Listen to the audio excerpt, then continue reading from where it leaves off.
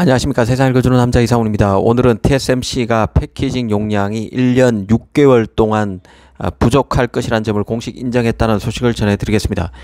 최근 마크류 TSMC 회장이 세미콘 타이완 니케이와의 인터뷰를 통해서 AI 칩의 그 패키징 용량 부족을 오피셜로 확인했습니다. 인터뷰 내용을 보면 눈에 띄는 게 적지 않습니다. 이 핵심만 발라내면 현재의 AI 및 그 고성능 컴퓨팅, 그 HPC 애플리케이션 컴퓨팅 GPU의 부족은 칩온 웨이폰 서브스트레이트, 즉 패키징 용량 부족 때문임을 마크류가 공식 인정했습니다. 특히 이번 패키징 용량 부족 사태는 앞으로 18개월, 그러니까 1년 6개월간 더 지속될 수밖에 없을 것으로 봤습니다. TSMC로서도 용량을 늘리기 위해서 설비 투자에 백방으로 나서고 있지만 1년 6개월간은 패키징 수요 대비 공급이 부족한 사태가 지속될 것임을 알린 것입니다. 또 눈에 띄는 대목이 있었는데요. 어느 정도 용량이 부족한가였는데 이 고객이 요구하는 게 100%라면 TSMC가 충족하는 수준은 80%가 채 안 되는 것으로 보입니다. 마크류는 TSMC가 현재 고객의 요구를 100% 충족시킬 수 없지만 이 80% 정도를 지원하려고 노력하고 있다고 답했습니다. 그러니까 80%는 채 안 되는 것으로 보는 게 합리적이겠죠. 즉 20% 남짓, 그러니까 20% 이상 TSMC가 받아들일 수 없는 고객 수요가 지금 현재 생기고 있으며 이를 잡기 위해서 삼성이 엔비디아, AMD의 패키징 수요를 따내기 위해서 오퍼를 내고 있다고 이해하시면 될 것 같습니다. 이 삼성의 경우는 이런 그 패키징 수요를 흡수하기 위해서 HBM3라는 고도역폭 메모리, 최고의 메모리를 지렛대로 활용하고 있는 점도 잊지 말아야 할 것 같습니다. 한 가지 분명한 점도 있었는데요. TSMC가 내부 인하우스 형태로 소화하지 못하는 그 패키징 물량 안에는 ASE, 엠코, 스필과 같은 외부 패키징 협력사의 물량이 포함된 것인지는 확실하지 않다는 점입니다. 하지만 분명한 것은 엠코, 스필과 같은 외부 패키징 업체는 TSMC와만 협력하는 게 아니라는 점입니다. 이런 외부 패키징 업체는 삼성, 인텔 등과도 협력하고 있습니다. 이 말은 TSMC가 이런 외부 패키징 협력사에 TSMC의 물량을 더 소화해 달라고 해도 이들 외부 패키징 업체가 TSMC의 요구를 다 수용할 수는 없다는 뜻입니다. 왜냐하면 삼성, 인텔과도 함께 일하기 때문에 이런 기업의 캐파도 일정 부분 할당되어 있기 때문에 이를 깨면서까지 TSMC의 요구를 들어줄 수 없음을 인식할 필요가 있습니다. 이는 달리 얘기하면 현재의 TSMC 패키징 용량 부족 사태는 일정 부분 삼성에게 일감이 흘러 들어가는 것 없이는 해결될 수 없다는 문제라는 점입니다. 확실히 삼성에게는 이번 생성형 AI 붐에 따른 패키징 용량 부족 사태가 팹리스 고객을 확충하는 절호의 기회가 될 것으로 보입니다. 이 마크류 TSMC 회장은 패키징 용량 부족 사태를 맞아서 TSMC가 기울이는 노력에 대해서도 언급했습니다.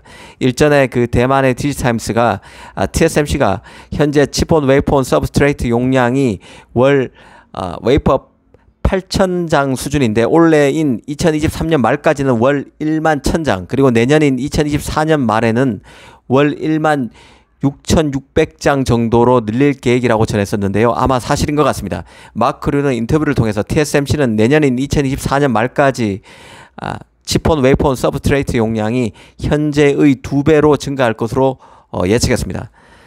대만 매체 보도와 일치하는 것이죠. 어찌됐든 삼성으로서는 18개월간 계속될 TSMC 패키징 용량 부족 사태를 팹리스 고객의 저변을 확충하는 계기로 삼을 필요가 있다는 생각입니다. 엔비디아 같은 경우는 칩온 웨이폰 서브스트레이트라는 고급 패키징 기술을 활용해서 A100, A30, A800, H100, H800 GPU에 이 기술을 다 적용하고 있습니다. H100 같은 경우는 TSMC의 4나노, A100은 TSMC 7나노에서 만들어집니다. AMD 같은 경우도 TSMC의 5나노 공정에서 만드는 인스팅트 GPU도 다 이 칩온 웨이폰 서브스트레이트 패키징 기술을 활용합니다. 이 삼성으로서는 AMD, 엔비디아 등 메이저 팹리스의 4나노, 5나노, 7나노에서 만들어지는 칩의 수주에는 실패했지만 이런 첨단 칩의 패키징을 할 기회를 잡았다고 볼 수 있습니다.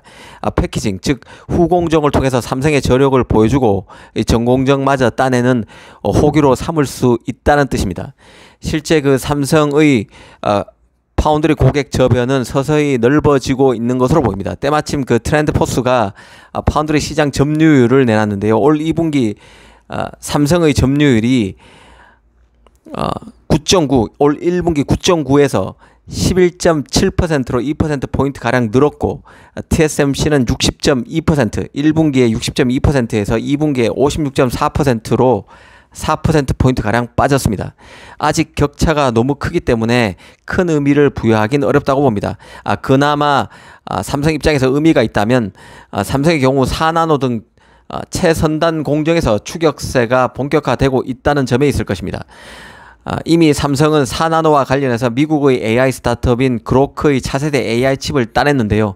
삼성의 텍사스주 테일러 공장에서 4나노로 내년 하반기부터 칩을 만들 것이라는 오피셜에 나왔습니다. 이 삼성의 경우는 4나노 칩의 생산 노드도 세분화한 상태입니다. 이런 세분화는 처음이죠. 기존 삼성 4나노는 LP 플러스, LPP 플러스 정도로 3개 정도였는데, 여기에 HPC 전용으로 SF4X가 추가됐습니다. SF4X는 HPC를 염두에 두고 특별히 삼성이 설계한 첫 번째 노드인데요. 이번 그로크가 새로 마련된 SF4X 노드를 활용하는 첫 고객이 됐습니다. 앞으로 추가적인 HPC 분야 칩 수주를 할 수 있느냐가 삼성 파운드리 추격의 키포인트가 될 것인데, 이런 칩을 수주하기에 앞서서 일단 그 패키징부터 물량을 얻어갈 것으로 보이기 때문에 희망을 가져봄직하다는 생각입니다.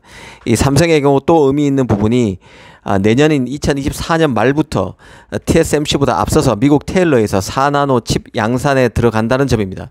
삼성이 인텔 TSMC보다 먼저 미국 대형 팹리스의 4나노 칩 공략에 나서는 것이기 때문에 예의주시할 필요가 있다는 생각입니다.